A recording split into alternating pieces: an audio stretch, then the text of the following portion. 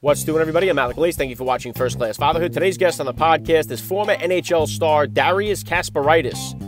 Darius was selected 5th overall by the New York Islanders in the 1992 NHL Draft. He went on to have a phenomenal career as an NHL defenseman. He is also an Olympic champion, winning the gold, silver, and bronze medals. He is in the Russian Hockey Hall of Fame. He's known for his physical style of defense. He's got 6 kids, so he plays a little offense as well. So it's an honor to have him on the podcast. Get down there, smack the subscribe button, tap the like, and let's jump into it right now with Darius Kasparaitis on First Class Fatherhood.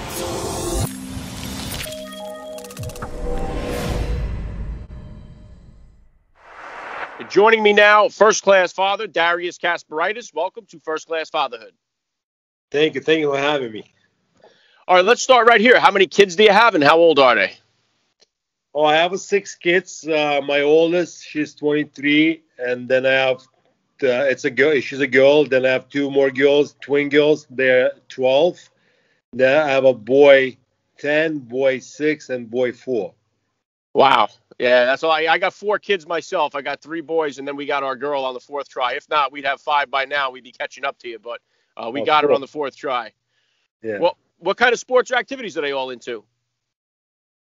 Well, I live in Florida, so I tried to get my kids involved in hockey, but it was very difficult. And then my girls, they play basketball and tennis, and my boys, one boy plays basketball, and other boy plays soccer and basketball, and the little one, he just does whatever everybody does. So he follows the crew. Yeah, very cool. If you could, Darius, please just take a minute here to hit my listeners with a little bit about your background and what you do. What I do right now, or what I did before? No, you just a little bit about your background. Oh, I'm a professional hockey player. I used to play, in NHL for 14 seasons. So I basically play for New York Rangers, for Pittsburgh Penguins, New York Islanders, and Colorado Avalanche. I am a 4-time Olympian. I have 3 Olympic medals: gold, silver, and bronze. So, I had a long, good career, almost 20 years in professional hockey in Russia and also United States. So, right now, I'm enjoying my retirement and being a dad. Yeah, very cool. Well said. And so obviously you've had a tremendous career, Darius. So along this journey of you during your career, about how old were you when you first became a dad, and how did becoming a father kind of change your perspective on life? I feel very fortunate that the first time I became a dad, I was 24. So I didn't realize anything. I didn't know anything about being a dad. I thought, having a kid, it's wife's responsibility, and I was just a provider. But when I met my wife 14 years ago, my wife, that I have 5 kids now, I realized that, sharing responsibilities, and becoming a real dad, basically, being involved in your kid's life, it took me a while to realize that. But I was very fortunate that I got my last 5 kids, when I almost retired. So I had more time and more knowledge, basically to dedicate my life to being a dad, actually. Yeah. So I feel very fortunate, that most of my teammates, they had kids during their careers playing hockey. So I think you miss out a lot when you're busy and you play hockey and you travel a lot. You miss out a lot on your kids' lives. But I was lucky that I had my kids after my career. Yeah, I always wonder that too, because when you're playing at that kind of elite level, you have to be so focused and all in on what you're doing. It's got to be kind of hard to spread that attention around, when you're doing that. And so, listen, for my wife and I, going from 2 kids to 3 was the most challenging transition as far as numbers of kids for us. What would you say it was for you in this set of 5 here? That what was the most difficult transition, going from which number of kids to which, would you say? Oh, you know what? Because my first child was born from my first marriage. So when I met my wife, and we had twins right away. Like after having twins, even she told me it was so easy to have the next 3. I think anybody who has twins as a first child, first kids, I feel like after that it's just easy thing to do. So I feel like having a twins was so difficult, but it's so rewarding because after that, when we had our next three sons, I feel like it was just, completion of the first two kids. Because, I remember having, try to feed them or try to put them to sleep same time. It was a totally chaos. I don't know how we made it out, but, it's a hard thing. It's a hard kid thing to raising twins. Well, listen, obviously, on the ice, you crushed a lot of people. You're a very tough player on the ice. What kind of disciplinarian are you as a dad? And is that different than the discipline style that you grew up with? Listen, I'm a worse disciplinary in my family. My wife sometimes tells me that I'm more like a Santa Claus. And it's very hard for me. It's the hardest thing for me to discipline my kids. I can discipline them maybe for a day, but to go long term, it's the hardest thing I experience. I know my wife is very strong and strong-minded woman, so she can hold on to her words. If she grounds somebody, she can ground somebody for 5 days. They usually manipulate me after a couple of days, and I kind of I feel bad. I don't know why. I just feel bad. I'm right there with you. I'm definitely trying to hone my discipline skills, especially when it comes to my daughter. She's my youngest, my only girl, so my wife's constantly getting on me that I got to get a little tougher on her. So I'm with you there. And what about what would you say, Darius, are the top values that you're hoping to instill in your kids growing up?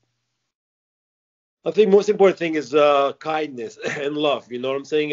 Growing up I didn't grow up, but my kids growing up in a big household. It's a lot of siblings. Our house is full of kids on the weekends because everybody comes to our house because all the friends want to, hang out here. So I feel like respect and not putting each other down. I think that's the hardest part. When you raise kids, you see how they bicker or they try to, pull each other's strings. And sometimes I want to explain to them that if you put somebody down, it's not going to make you feel better. You feel like it's going to make you feel better, but it's not. So I try to teach them from the early age that you cannot make yourself feel better by pushing somebody down. So in hockey, yeah, but not in real.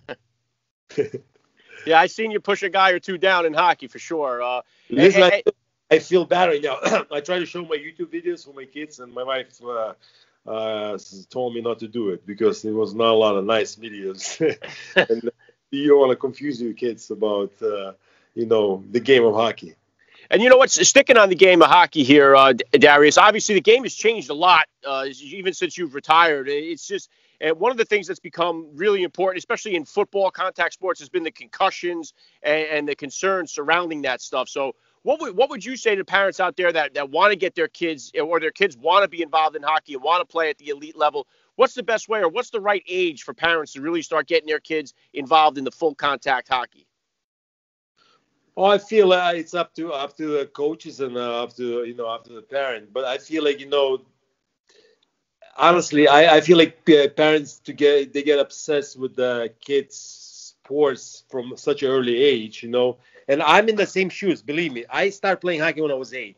And at 16 I was already playing professional. So it took me 8 years to go from ground zero to highest level in Russian hockey, which is it's amazing. But same time, like I see my my son, he's good in soccer, he's 6, and I want him to be next Kevin De Bruyne for Manchester City. I get upset that he's not thinking the way I think, and I have to pull back, and I can't expect my kids to be me. You know what I'm saying? So same thing with the contact.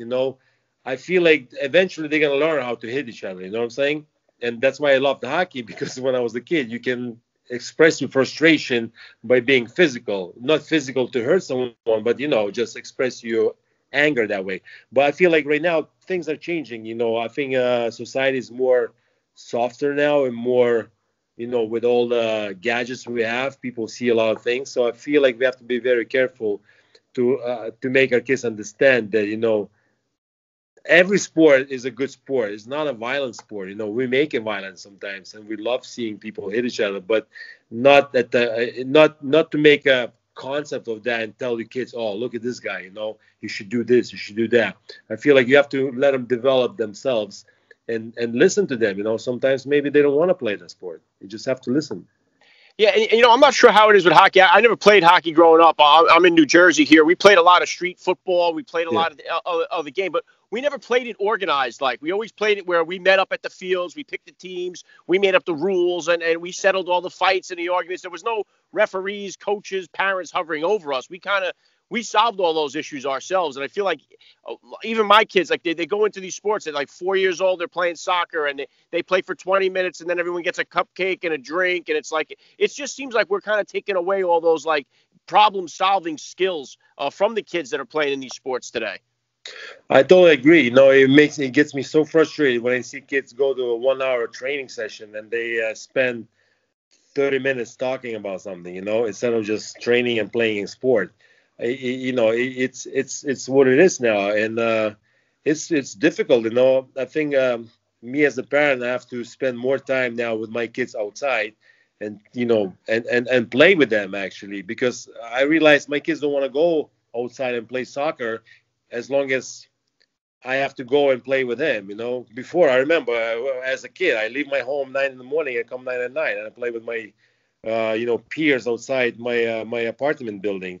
But I think these days, I think kids these days need more attention. And if you want a kid to be successful eventually in sports, I think you have to dedicate more time as a parent. Yeah. What would you say? What would you say is the biggest change in you as a father from being a father the first time at 24 years old as the parent that you are now? One thing, it made me look into myself as a person. It made me want to change myself. The way I react towards the kids, the way I present myself. It made me grow, made me become an adult. I feel like a kid inside most of the time, and I have to step back and realize I'm a dad. You know what I'm saying?